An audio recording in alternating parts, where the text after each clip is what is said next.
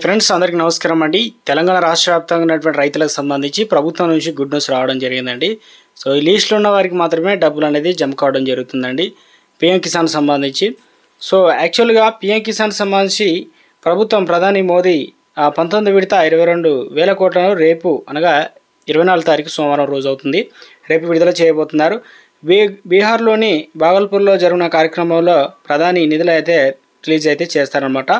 So ఇప్పటివరకు ప్రభుత్వం ప్రతి ఏటా కూడా 2,000 రూపాయలు జమ చేస్తున్నారు. 3 విడతలు 6,000 రూపాయలు. ఈసారి పెంచుతారా, తక్కువ చేస్తారా, లేదంటే 10,000 రూపాయలు జమ చేస్తారనేది చాలామంది అయితే ఎదురు చూస్తున్నారు. అయితే ఈ తరుణంలోనే పీఎం కిసాన్ సంబంధించి మొత్తం విడతగా దేశవ్యాప్తంగా ఉన్నటువంటి రైతులకు సంబంధించి రేపు మనకు 22,000 కోట్ల రూపాయలు అయితే ప్రధాని మోదీ అయితే రిలీజ్ చేయబోతున్నారట. సో కేంద్ర సర్కార్ ఏటా డిసెంబర్, మార్చి, ఏప్రిల్, అదేవిధంగా జూలై, ఆగస్టు, నవంబర్ మధ్యలో 2,000 రూపాయల చొప్పున పీఎం కిసాన్ కింద చెల్లిస్తున్నారు. తొలి విడత వచ్చేసి దాదాపు 6,324.24 కోట్లు స్టార్ట్ అయ్యాయి కాబట్టి ఇప్పుడు 18 విడత దాదాపు 36,000 రూపాయలు రిలీజ్ కావడం జరిగింది ఒక రైతుకు. ఇప్పుడు 19 విడతకు సంబంధించి ఎదురు చూస్తున్న వారందరికీ ప్రభుత్వం 2,000 రూపాయలు, ఒకవేళ మీకు 18, 19 విడతలు రాకపోతే 4,000 రూపాయలు అయితే జమ కావడం అయితే జరుగుతుందన్నమాట.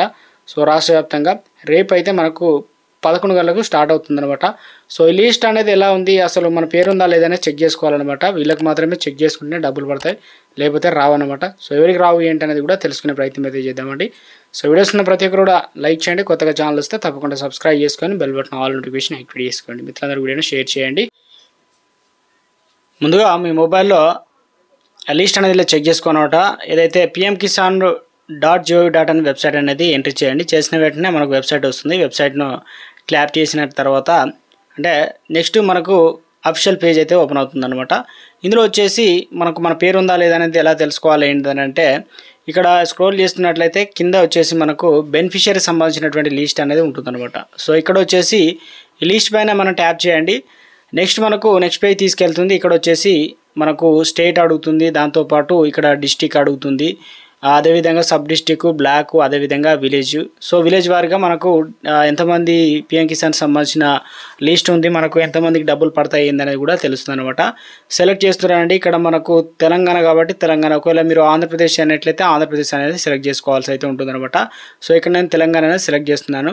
సో ఫర్ ఎగ్జాంపుల్గా నేను ఇక్కడ వచ్చేసి ఏదైతే నేను జనగాం జిల్లాని తీసుకుంటున్నాను. తర్వాత వచ్చేసి సబ్ డిస్టిక్ వచ్చేసి మనకి ఏదో ఒకటి అంటే పూర్తిగా ఏదో ఒక జిల్లాకు సంబంధించి సబ్ డిస్టిక్, అదేవిధంగా బ్లాక్ చూసుకున్నట్లయితే ఏదైనా ఒకదాన్ని సెలెక్ట్ అయితే చేసుకోవాలన్నమాట. ఇక విలేజ్ అనేది చూసుకున్నట్లయితే విలేజ్లో చాలా పేర్లు ఉంటాయి. ఆ పేర్లకు సంబంధించి ఏదైతే లిస్ట్ ఎంతమంది ఉన్నారు ఏందనేది. సో ఇక్కడ నేను అన్నీ కూడా డీటెయిల్స్ ఇచ్చిన తర్వాత ఇక్కడ గెట్ రిపోర్ట్ మీద ట్యాప్ చేయండి. నెక్స్ట్ మనకు పేజ్కి అయితే తీసుకెళ్తుంది అనమాట.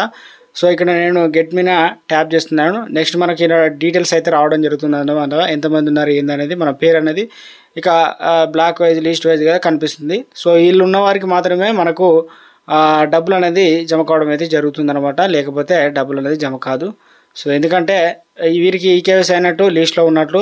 సో తప్పనిసరిగా ఇక ఒకటో పేజీలో లేకపోవచ్చు, రెండో పేజీలో ఈ రకంగా అయితే ముందుకైతే వెళ్తే మీరు చెక్ చేసుకోవచ్చు అనమాట. సో ఎంతమందికి వస్తుంది, ఎంతమందికి రాలేదని లిస్ట్ అయితే ఉంటుంది.